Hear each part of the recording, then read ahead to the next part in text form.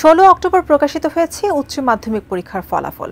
হাজারো শিক্ষার্থীর মতো এ দেশের অভিনয় শিল্পীরাও একসময় অপেক্ষা করেছেন এমন দিনের জন্য।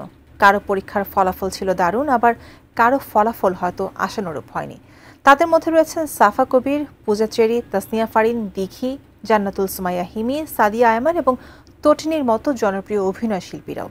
কেমন হয়েছিল তাদের উচ্চ মাধ্যমিক পরীক্ষার ফলাফল, এ নিয়ে বিস্তারিত থাকছে পলাশ খানের প্রতিবেদনে। এক যুগেরও বেশি সময় আগের কথা, 2012 সালে তিনি এইচএসসি পাশ করেন। ফলাফল প্রকাশের আগের রাতে চিন্তায় ঘুমাতে পারেননি অভিনেত্রী সাফা কবির। ফলাফল কি হবে এই চিন্তাই তাকে সবচেয়ে বেশি ভাবিয়েছিল।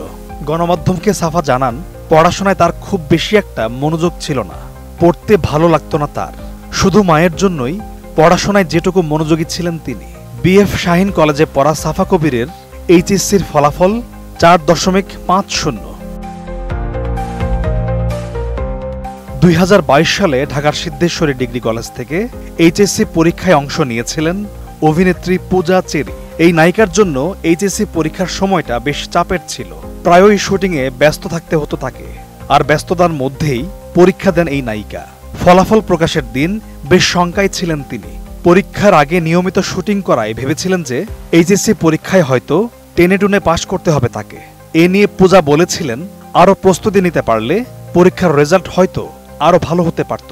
এজন্য রেজাল্ট দেখে মন খারাপ হয় তার। পূজা 4.08 পেয়ে এইচএসসি পরীক্ষায় উত্তীর্ণ হন।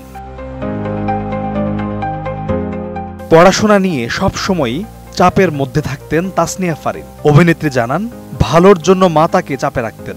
কখনো কখনো তিনি বলতেন, খারাপ করলে পড়াশোনা করে আর লাভ কি, বিকল্প ব্যবস্থা নেবেন তিনি।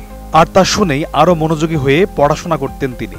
হোলি ক্রস কলেজ থেকে এইচএসসি পাশ করেন ফারিন। তিনি এইচএসসিতে জিপিএ 5 পেয়েছিলেন। নোভা এলইডি টিভি, ঝকঝকে ছবি, নিখুঁত শব্দ, 5 বছরের ওয়ারেন্টি। নোভা মানি, সঠিক মান, নিশ্চিত সেবা। পড়াশোনায় খুব মনোযোগী ছিলেন তানজিম সায়ারা তটিনী।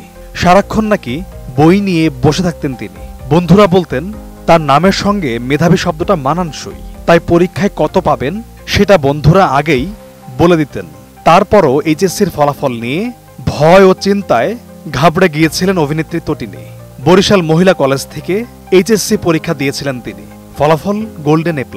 পড়াশোনা করে তার চিকিৎসক হওয়ার ইচ্ছা থাকলেও এখন তিনি দেশের একজন জনপ্রিয় অভিনেত্রী। ফলাফল প্রকাশের আগের দিন অন্য সবার মতোই দুশ্চিন্তায় ছিলেন অভিনেত্রী সাদিয়া আয়মান। যেদিন ফলাফল প্রকাশ হয় সেদিন তিনি চেয়েছিলেন স্বাভাবিক থাকতে, কিন্তু ফলাফল তাকে স্বাভাবিক থাকতে দেয়নি। 2017 সালে তিনি এইচএসসি পরীক্ষায় অংশ নেন। তার কলেজ ছিল বরিশাল মহিলা কলেজ। পরীক্ষায় তার জিপিএ ছিল 4.39। এ নিয়ে সাদিয়া আয়মান বলেছিলেন, রেজাল্ট দেখে তিনি খুশি হয়েছিলেন, তবে তার মা ভেবেছিলেন তিনি হয়তো এ+ পাবেন, কিন্তু তা না পাওয়ায় কিছুটা মন খারাপ হয়েছিল তার মার। দিঘির জিপিএ কত তা নিয়ে শুরুতে নানা রকম গুঞ্জন তৈরি হয়। এক এক সময় এক এক রকম জিপিএ পয়েন্ট পাওয়ার খবর ছড়িয়ে পড়ে সোশ্যাল মিডিয়ায়। পরে দিঘি নিজে জানিয়েছিলেন যে তিনি জিপিএ 3.75 পেয়েছেন। সেই সময় এটাও তিনি বলেন যে এই রেজাল্টে তিনি খুশি। তার অনেক প্রত্যাশা ছিল না, তিনি ধরেই নিয়েছিলেন রেজাল্ট এরকমই হবে। 2019 সালে এসএসসি পাশ করে ঢাকার স্টামফোর্ড কলেজের বিজ্ঞান বিভাগে ভর্তি হন দিঘি।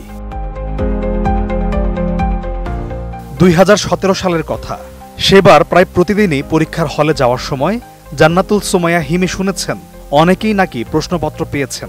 তার বুঝতে বাকি থাকে না যে প্রশ্নপত্র ফাঁস হয়েছে। কেউ কেউ সে প্রশ্নপত্রের উত্তর মুখস্থও করেছেন। সেগুলো হিমিকে দিলেও তিনি না করে দিতেন। তার কাছে মনে হতো নিজের যোগ্যতায় খারাপ হলে হোক।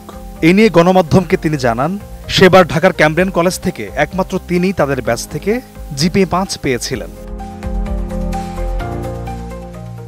পলাশ খান, 18 নিউজ।